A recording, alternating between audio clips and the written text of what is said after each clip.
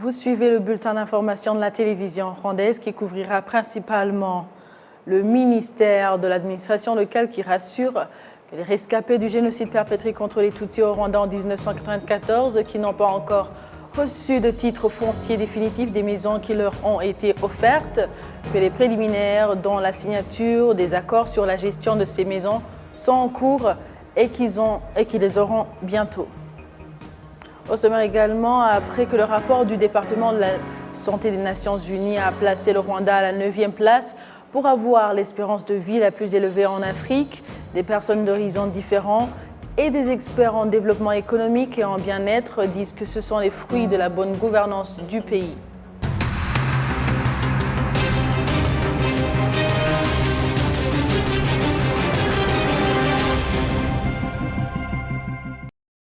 Bonsoir et bienvenue au bulletin d'information. Je suis Amandine Dikoumassabo à la présentation. Le ministère de l'administration locale rassure que les rescapés du génocide perpétré contre les Tutsis au Rwanda en 1994, qui n'ont pas encore reçu de titre foncier définitif des maisons qui leur ont été offertes, que les préliminaires dont la signature des accords sur la gestion de ces maisons sont en cours et qu'ils les auront très bientôt. Le ministère de l'Unité nationale et de l'engagement civique indique qu'au cours de l'exercice budgétaire 2022-2023, il envisage d'héberger 826 familles des rescapés du génocide perpétré contre les Tutsis en situation de précarité pour un coût d'environ 11 milliards de francs rwandais. En effet, environ 30 000 familles ont été hébergées et certaines sont heureuses que les titres de propriété qu'elles ont reçus leur ont permis d'améliorer leur bien-être, mais beaucoup d'autres disent qu'elles n'ont pas avancé parce qu'elles n'en ont pas encore. Munyaneza Sylvestre et Karangwa Nadia sont tous deux rescapés du génocide perpétré contre les Tutsis en situation de précarité. Ils indiquent que les titres de propriété de leur maison leur ont permis d'améliorer leur quotidien. La secrétaire permanente au ministère de l'Unité nationale et de l'engagement civique, Clarisse Munezero, indique que son ministère envisage d'héberger au cours de l'exercice 2022-2023 pour environ 11 milliards de francs rwandais, 826 familles des rescapés du génocide perpétré contre les Tutsis en situation de précarité.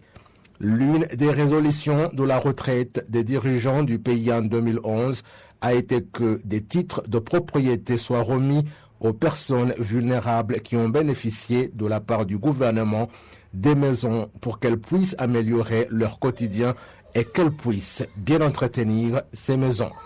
La direction générale au ministère de l'administration locale en charge du développement général et du bien-être social indique que la remise des titres de propriété a été entravée par la pandémie de Covid-19, mais rassure les rescapés du génocide perpétré contre les Tutsis concernés que c'est pour bientôt. Je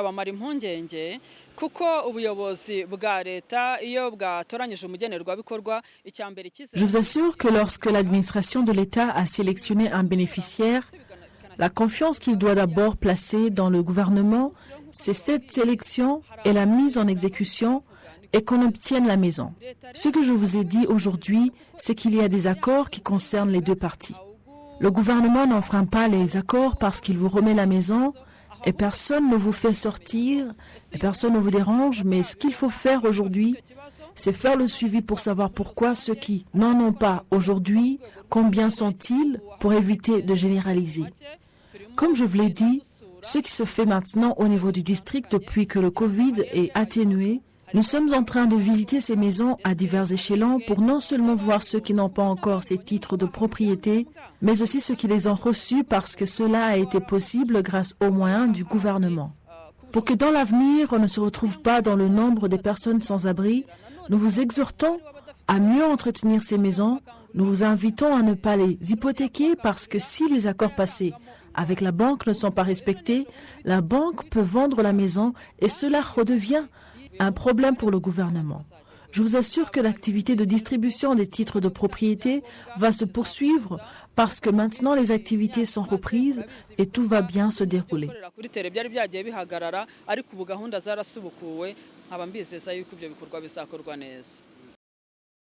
Le secrétaire exécutif de l'association Ibuka Aishaki et Naftal indique qu'environ 30 000 familles des rescapés du génocide perpétré contre les Tutsis sont hébergées depuis 1994. Place maintenant au développement national basé sur l'éducation à travers la technologie pour parler des experts dans le domaine du développement qui estiment que la décision du Rwanda de promouvoir la technologie chez les enfants à bas âge est un excellent moyen de permettre au pays d'accélérer son développement et de transformer le pays en un centre technologique sur le continent africain. Les enfants qui suivent les cours informatiques à l'école primaire se félicitent de cette initiation. C'est le cas des élèves de l'école primaire New Generation Academy. Ces enfants sont âgés de 5 à 10 ans. Avec leurs connaissances, ils parviennent déjà à se fabriquer des jouets. À côté d'eux, leurs collègues peuvent déjà s'initier à la fabrication des robots. L'Office rwandais pour le développement de l'éducation de base indique que cette politique d'initier les jeunes élèves à l'informatique dès leur plus jeune âge permettra au pays de construire une économie basée sur la connaissance afin d'accélérer le développement du pays. Autant plus qu'un pays qui forme bien ses jeunes a beaucoup de chances de se doter de personnes bien compétentes, capables de monter des logiciels dans des domaines variés de la vie nationale.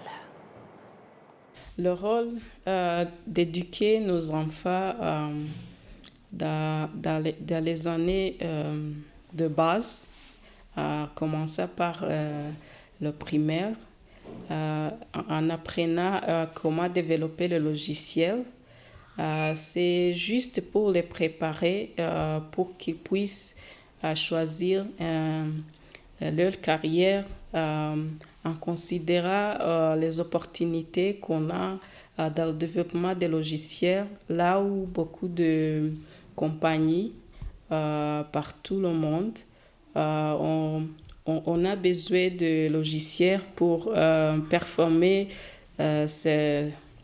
certains travaux, comme dans l'agriculture, dans l'irrigation, dans le secteur de santé. Donc, le logiciel qu'on utilise dans les ordinateurs, c'est presque les mêmes logiciels qu'on utilise dans les robots, qui sont aussi utilisés dans les différents secteurs de vie, dans la santé, dans l'agriculture, dans les industries, et partout dans les secteurs de vie qu'on peut imaginer. Et donc, il faut préparer nos enfants vers les carrières qu'on trouve beaucoup d'opportunités dans, disons, les 20 ans, les 30 ans à venir. Après que le rapport du département de la santé des Nations Unies a placé le Rwanda à la 9e place pour avoir l'espérance de vie la plus élevée en Afrique, des personnes d'horizons différents et des experts en développement économique et en bien-être disent que ce sont les fruits de la bonne gouvernance du pays. Dans le village de Rugendi, cellule de Gishori dans le secteur de Nyakalilo du district de Jugwamagana, Mukaga Sanadative s'occupe du bétail qui lui a été offert par le gouvernement dans le cadre du programme Girinka. Cette mère de 65 ans qui a survécu, qui est rescapée du génocide perpétré contre les Tutsis au Rwanda en 1994, indique que la vache qu'elle a reçue il y a 2 ans a augmenté son espoir de vivre.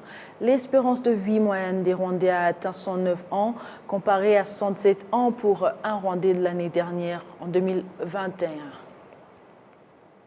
Ce mercredi, plusieurs personnes au Rwanda et ailleurs dans le monde où l'artiste Burabyo Yvon était connu ont exprimé leur tristesse suite à son décès. Burabyo Yvon, connu comme Buravan, a été victime du cancer du pancréas. Le Rwanda vient également de perdre Nkusi Thomas, connu sous le nom de Yanga, dont l'âme a également été éteinte par une maladie. Buravan est né le 27 avril 1995 à Gikondo. Il était le dernier né d'une famille de 6 enfants, de Michael Burabyo et Elisabeth Uwikunda. Il a été décédé en Inde à l'âge de 27 ans. victime du cancer du pancréas. 7 ans après avoir commencé la musique, il était aimé par des gens de différentes parties du pays en raison du message qu'il portait à travers ses chansons qui menaient principalement à l'amour. Pendant qu'il chantait, Buravan a réalisé 2 albums, dont Love Lab, qu'il a interprété lors d'un concert à Kigali en 2018. Il venait de sortir son 2e album, 3G, et il s'apprêtait à le lancer pour ses fans dans un grand spectacle. 2018 a été une année particulière pour Buravan puisqu'il a remporté le prix Découverte RFI. C'est un prix décerné par la Radio France Internationale, RFI en sigle.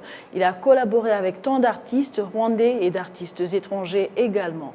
Ce mercredi, le Rwanda pleure également Nkusi Thomas, connu sous le nom de Yanga dans son talent de traduction des films, et est décédé suite à une maladie dont il souffrait depuis quelques jours, comme l'ont annoncé les membres de sa famille. Beaucoup de gens se souviennent de sa carrière de traducteur de films de langue étrangère en Kinyarwanda, communément appelé Agasobanuye. Par le biais des médias sociaux, des réseaux sociaux, des personnes de différentes régions du pays ont exprimé leur chagrin après la mort de Buravan et Yanga.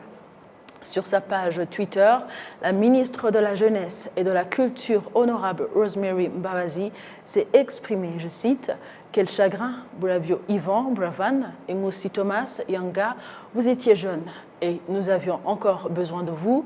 Nous vous remercions pour votre contribution à la construction de notre pays et à la joie des Rwandais. Que vos âmes reposent en paix éternelle et réconfortent vos familles. » Fin de citation. Merci à vous tous qui étiez avec nous, avec toute l'équipe qui a réalisé ce bulletin d'information. Je vous souhaite de passer une agréable soirée. À la prochaine et d'ici là, portez-vous bien. Vous étiez avec Amandine Ndikumasao.